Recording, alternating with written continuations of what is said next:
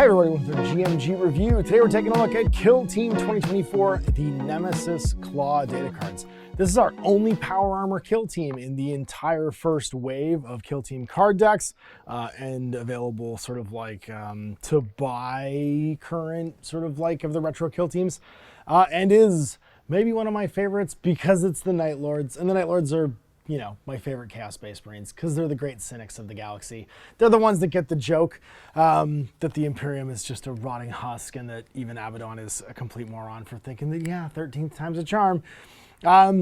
So these are a 6-man kill team. These were previously released in the beta Decima release, and this is a review copy that was kindly sent complimentary by Games Workshop for me to check out and to show you guys. So here we go, let's dive in. It comes with the full gamut of explained kill team members, exactly like in the Hivestorm dossier, in a new format. So you have first your kill team cards, your faction rules, your strategic and firefight ploys, then you get a complete deck of universal equipment to go with the universal equipment upgrade sprue that comes in the Hivestorm box. Which you don't necessarily need, right? You have grenades and stuff that don't need models. You also have barricades from the previous edition. If you played the previous edition, a lot of this is cross-compatible. You can still use your markers and tokens. So if you do have this kill team from Beta Decima, you'll see here that these markers and token sets are completely compatible with what's on the card, as well as your cool objective command tokens and all that good noise. And then you're also gonna get, of course, your new format kill team cards for each of the members and your faction equipment, which has gotten quite the glow up. There are several cases, especially in the case of the Vespid Stingwings, where you pretty much just want to use the faction equipment. The universal equipment's cool, but there's not a lot of reason to take it when some of the faction equipment is pretty key to the way that your kill team works. So let's dive in, have a look at what's here. Check out anything that may or may not have changed. I didn't really notice anything huge, glaring and changed, mostly new formatting stuff. Still a 6-man kill team.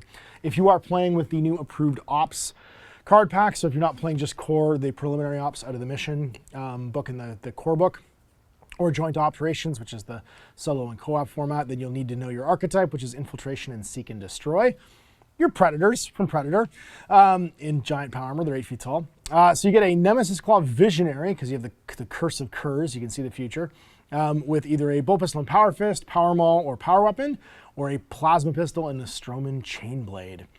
And then 5 members of Nemesis Claw, a Fear member, a Gunner with one of the following options, a Heavy Gunner with one of the following options, a Screecher, Skin Thief, Ventriloquar, or Warrior. Other than Warrior operatives, you can only take your kill team operatives once. So you can have a Gunner and Heavy Gunner, which means if you're taking 6 models, 5 of them can be these guys. You're gonna have the Fearmonger, the Gunner, the Heavy Gunner, the Screecher, the Skin Thief, and the Ventriloquar. You're dropping somebody. So you're either not using a specialist, or you're not using one of the Gunners, which is interesting because as a 6-man kill team, it means you are actually making, in the Marines case, a choice as to which of your guys you're taking. Most kill teams, you're able to get your full gamut of specialists and then maybe take a trooper or 2. In this one, like, you gotta give somebody up to get somebody. Faction rules, you're Astartes. It means you can make 2 fight actions and 2 shoot actions during a turn, and each friendly Nemesis Claw operative can counteract regardless of its order, which is very interesting. So you can, even if you're stealth, you can still counteract, which I thought was pretty cool. And then faction rules, Midnight Clad, because you're predators. Whenever a Nemesis Claw operative is shooting, so when an enemy operative is shooting a Nemesis Claw operative, that friendly operative is obscured if both of the following are true. It's more than 6 away from enemy operatives it's visible to, and it has heavy terrain within its control range, or any part of its base is underneath the vantage port. So basically, if you're in shadow and you're next to terrain, so like the idea is that you're like a predator, right? If you have something to blend into, you're obscured. And obscured in this edition means that you always give up at least 1 successful hit when you're shooting, and you can't get crits. All your crits turn into normal hits instead, which for Space Marines is bananas. That makes them so durable because, as you'll see, they have a great save and tons of wounds. Basically, if you're lurking next to the wall of a building or one of the larger terrain pieces, you are very, very hard to kill with shooting, and this is a very dangerous up-close kill team. Like all of them, you got 4 strategic ploys. You have We've Come For You. Like, the names of these are great. I can't wait to paint my kill team. We Have Come For You. Whenever a friendly Nemesis Claw operative is activated, the first action it performs during its activation is a charge. When it ends its turn, you can inflict D3 damage. Sorry, when it ends the move action, inflict D3 damage on enemy operative in its control range. Basically, you have a tackle that you can do when you slam into people, a lot like the Ogren from the Blooded. The Black Hunt, a terrible malice burns in the twin hearts of the Night Lord. Whenever a friendly Nemesis Claw operative is fighting against, or retaliating against a wounded enemy operative, you can reroll one of your attack dice. You're a giant bully. Prey Sight, this is one of my favorite bits in the Aaron Nevsky-Bowden thing when they just say Prey Sight. They all go into like the Predator camo or like thermal vision. Whenever you're selecting a valid target for friendly Nemesis Claw operative, enemy operatives within 6 of it cannot use light terrain for cover because you're just seeing through it. Whilst this can allow such operatives to be targeted, assuming they're visible, it doesn't remove their cover save, if any. So basically, it means that you can't use cover. So if you're in a conceal order, he can still see you. You get your cover save bonus, but you don't get the visibility restriction. You can still be picked as a valid target. And then Return to Darkness. One friendly Nemesis Claw operative can immediately perform a free fallback or reposition action, but it must end that move with heavy terrain within its control range or underneath vantage terrain. In addition, it cannot end a move closer to enemy operatives. So basically, you can like skulk away before the turn starts to make yourself safe for later, or to get back into the in midnight cloud range. And then we got our 4 firefight ploys for during the game turn, the firefight phase. We got Vox Scream. Use this firefight ploy when your opponent would activate an enemy operative. Your opponent cannot activate that operative during this activation. If there are no other enemy operatives eligible to be activated, this ploy has no effect. This ploy costs 1 CP for each previous time you've used it during the battle. So 1 CP the first time, 2 the second time, 3 whatever. Basically, you like shock them into not being able to do anything. You scream at them. Death of the False Emperor. Use this firefight ploy when a friendly Nemesis Claw operative is shooting against, fighting against, or retaliating against something with the Imperium keyword. That friendly operative's weapons have the Ceaseless special rule. If the enemy party is also a Astartes, then you have the Relentless rule, because you hate the False Emperor. I'm going to assume that all of the Chaos Space Marine ones get this. And then Proclivity for Murder. Use this firefight ploy after a friendly Nemesis Claw operative incapacitates an enemy operative within its control range. That friendly operative can immediately perform a free charge or dash action. For the former, it can't move more than 3 inches, even if it's performed that action already during its charge or dash. So if you've killed somebody in a melee, you could charge then dash, like, because you all have 3 AP. I'm trying to think of how you would best use this. You could charge, kill someone, and then charge again to get into melee to keep yourself in melee if you wanted to. And those are during the turn ones. Then we have our universal equipment deck. I'm not going to go through this again because we already have seen all of this in the dossier for Hive Storm. So if you want to check those out, you can go check out that review, but it's pretty simple stuff. Again, not as interesting as a faction equipment. And then we have our Night Lords. So starting with the Warrior, this is the core styling everything is kind of copied against. They're Space Marines, so 3 APL, 6 move, 3+ save, and 14 wounds. They get bolt pistols and bolters, chainswords and fists. So if you have a bolt gun, you got fists. If you get a chainsword, you get a bolt pistol. They've all got Cruel Tormentor. Whenever this operative is shooting against, fighting against, or retaliating against an injured enemy operative, or an enemy operative that just has a wounds like a human of 7 or less, its weapons have lethal 5+. So you're just a giant bully. Oh God, I love the Night Lord so much. And that's it. So standard bolt gun and bolt pistol rules, right? 4 attacks, 3+, 3/4 damage. The bolt pistol has a range of 8. Your fists have 4 attacks, 3+, 3/4 damage. Your chainsword's 4 or 5 damage with 5 attacks. Very cool, but you're probably never going to use one because everybody else is going to be a specialist. You get Visionaries.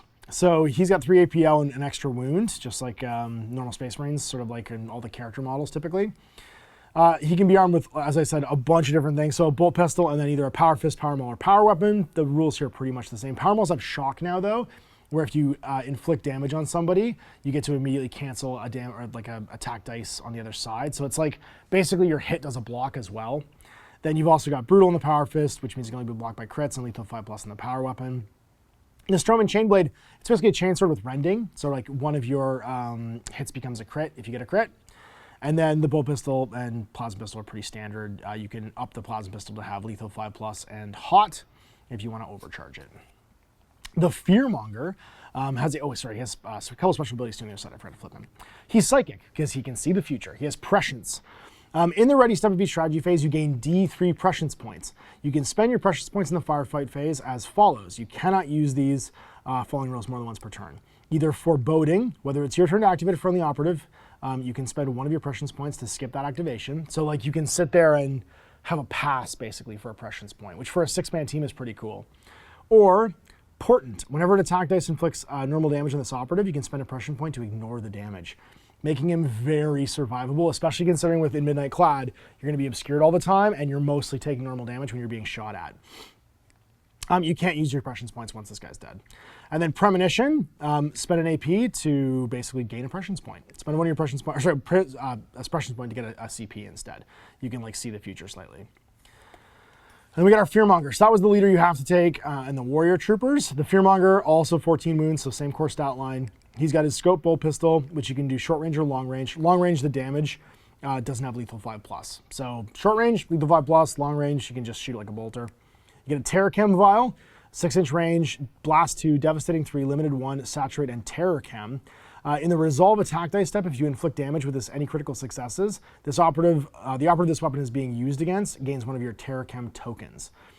Terror Chem Poison, in the ready step of your strategy phase, do D3 damage is separately inflicted for each operative that has one of your Terror Chem tokens. So the more you damage guys with Terror Chem Vial, if you get a bunch of them in the blast, you get to poison them and they slowly melt. And then Tainted Blade, it also causes Terror Chem, and it's basically one of the combat blades. So 5 attacks, 3+, 3/5 damage, and it gives out the Terror Chem stuff. And then finally for an AP, you can poison an objective because you're a giant jerk. Select an objective marker that this operative controls to gain one of your Terror Chem tokens. It cannot be an objective marker within control range of an enemy operative or one that already has a Terror Chem token. The first time this objective marker is within control range of an enemy operative that doesn't have one of your Terror Chem tokens, that operative gains the Terror Chem token, then inflict 2d3 damage on it. So like you trap one of the tokens or one of the objectives basically. This operative can't perform this when it's in the control area of an enemy operative. Gunners, pretty standard. You got a gunner and a heavy gunner. The Flamer, Meltagun, Plasma Gun are all the same as on any Imperial or Space Marine model. So Meltaguns are 4 attacks, 3+, 6/3, devastating 4, piercing 2, but only a range of 6. Flamers have Saturate and Torrent, 4 attacks, 2+, 3/3. Plasma Gun has piercing 1, and if you up its damage like the Plasma Pistol, it gains lethal 5+ and hot, and great base damage. The Heavy Gunner gets the access to a Heavy Bolter and Missile Launcher. Again, these are the same as the other ones in Kill Team, so if you've seen one of these, you've seen them all. Heavy Bolter's got Focused and Sweeping, just like the Scouts, so 5 attacks, 3+, 4/3 damage. Heavy's reposition only, and then Piercing crits 1, so basically you can't dash afterwards.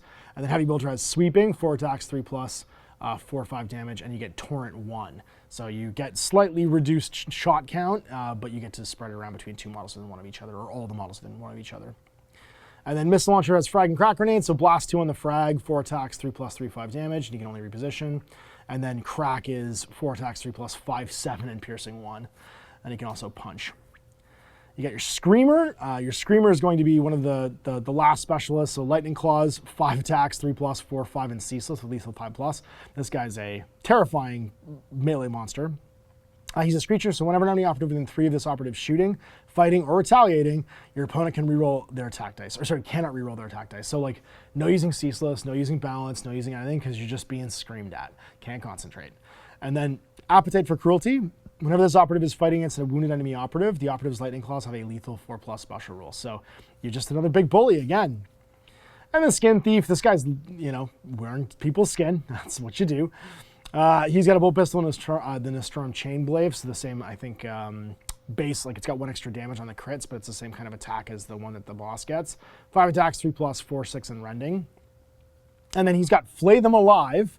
Once per turning point, when this operative incapacitates an enemy model within its control range, you can select 1 enemy operative visible within 6 of this operative, or the incapacitated enemy operative. Until the start of the next turning point, that operative can't control markers or perform the pickup or mission actions because he's just terrified of what just happened. And then Tyrant of the Skinning Pits. Whenever this operative is fighting or retaliating, normal and crit damage of 3 or more inflicts 1 less damage because he's just used to the pain. And then the Ventriloquar. I love this because he's got half a Space Marine on a stick, basically, that he uses to talk. He's got a bolt pistol and chainsword, so kind of standard melee stuff, just like the Warrior. And then he's got an Icon. Whenever determining control of marker, treat this operative APL stat is 1 higher, so he's worth 4. And then Disconcerting Mimicry. It's a psychic power. His mimicry, select 1 enemy operative within 6 of this operative, then select 1 of the following. For that operative, you can only select each one once per battle.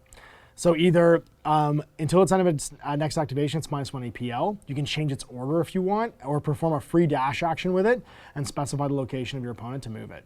So basically, you could like change an order to make it not be able to do counterfire against you. You can make it worse at activating next turn by reducing its APL, or you can perform a free dash action with it, which could mean like moving around a corner so it can't see you, or away from an objective so you can push the button. And that's it. So those are the core stat cards. Again, because like a bunch of them are basically warriors already, like the Ventriloquar's a warrior, the Skin Thief's a better melee warrior, the Screecher's a better melee warrior. I think you take both Gunners. or maybe the Fearmonger, because I like the Terrachem too, and then always take the Visionary. It's which one of these guys do you drop? And I don't think it's a Gunner, to be honest with you, or the Screecher. The ability to move people around with Mimicry is so cool. And the Fearmonger is so cool as well with his Terrachem Vial. I think it might be the Skin Thief. I like his durability, but he's basically just a melee warrior, and you have to kill somebody to get his other power. So, yeah, I think you keep the Gunners, though, because the Gunners are extremely cool. And then we got our 4 faction equipment items. We have Flayed Skin. Whenever an enemy operative is shooting against, fighting against, or retaliating against a friendly Nemesis Claw operative within 2 of it, your opponent can't reroll 1s. So you can't use Ceaseless, can't reroll misses that are 1s. A Chain Snare. Whenever an enemy operative would perform the fallback action while it's in control range of a friendly Nemesis Claw operative, if no other enemy operatives are within that friendly operative's control range, you can use this rule. If you do, roll 2d6 or 1d6 if that enemy operative has a higher wound stat than the friendly operative. If any results 4+, that enemy operative cannot perform that action during the activation or counter action. No AP are spent. So, like, you force people to not be able to fall back from you because you hook them on chains like Hellraiser. Then Grizzly Trophy. Once per battle, when a friendly Nemesis Claw operative incapacitates an enemy operative within 2 of it, you can use this rule. If you do, that friendly operative gains one of the Grizzly tokens if you don't already have one. And whenever a friendly Nemesis Claw operative that has one of your Grizzly tokens is visible to and within 2 of an enemy operative, they're minus from their attack stat and their melee weapon. So it's like a melee defense, sort of, once you've killed somebody, because you got pieces of their friends hanging off you. And then Calm Jammers. Whenever an enemy operative is within 8 of a friendly Nemesis Claw operative, that enemy's APL cannot be added to. No, this doesn't affect APL stats that have already been changed. So, like, Calm Jammers is really cool, especially for, like, teams that can hand out APL from their boss. So, like, the Scout team can do that. The Aqualors team can do that. There's a bunch of ones where the Sergeant can hand out APL to other people. The Comms Boy and the Commandos can do that. Grizzly Token, if you're going to take a bunch of, this one's worth taking if you're taking a bunch of melee guys, because defensively, it's going to keep you from getting retaliated a bunch against. Chain Snare, again, same thing. It's going to keep you in melee so people can't shoot you as well. And then Flayed Skin, like, honestly, if you don't take the Gunners and take all the melee guys, this is probably the way to go, is these 4. If you're going to take some shooters, I might drop Flayed Skin or Grizzly Trophy, or maybe actually Calm Jammers, because Calm Jammers against teams with only 2 APL, like against the, what are they called, the Vespids, Calm Jammers does nothing. They have no way to add to their APL. There's a few case scenarios where if you know what the opponent team can do and they don't have a lot of ways of increasing their APL, then drop this maybe for the tech grenades, being able to take smoke grenades and stun grenades, especially against other Astartes maybe and people with higher APL counts. Even just reducing APL counts with stun grenades so that then they can't run away from you later on could be valuable. And that's it. So yeah, Nemesis Claw Kill Team, our first sort of like in print. I think there's like the Power-Armour, you know, guys in the joint operations section. You got like Marine stats in there too. This is our first look at an actual set of Kill Team data cards. For a Power-Armour team, I'm pretty excited about them. They're a cool melee team. The blend into shadow stuff is really neat. And I just love the Night Lords. So I'm pretty pumped to paint mine. They're probably my next thing that I do paint, because I want to do some like Halloween style Kill Team stuff, and they're a great bad guy faction to do that with, because they're literally, you know, like slasher movie villains. So yeah, I don't know what we do, the Texas Nostromo Chainglaive Massacre is some kind of thing for a joint operations mission pack. So we'll see you today for more of these GMG reviews. There are tons of reviews up today with all of these same data card things. And if you're watching this in the future, you'll see lots more of this stuff get played through in the following month, because I love Kill Team. It's my favorite way to play 40K. Big thanks for watching. Till next time, I'm Ash. Have a great day.